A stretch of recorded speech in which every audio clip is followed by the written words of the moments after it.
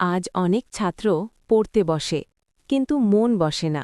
Mobile, social media আর আলসেমি তাদের থামিয়ে দেয়। কিন্তু একটা কথা মনে রাখো, আজ তুমি যতটুকু পড়বে, কাল তোমার ভবিষ্যৎ ততটাই শক্ত হবে।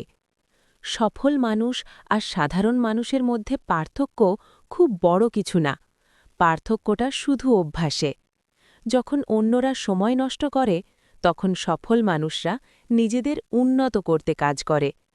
একদিনের চেষ্টা তোমাকে সফল করবে না, কিন্তু প্রতিদিনের ছোট ছোট চেষ্টা একদিন বড় সফলতা এনে দেবে। একজন ছাত্রের সবচেয়ে বড় শক্তি কি জানো? সময়। যদি তুমি প্রতিদিন ২-৩ ঘন্টা মন দিয়ে পড়ো, তাহলে কয়েক বছরের মধ্যেই তুমি অন্যদের থেকে অনেক এগিয়ে যাবে।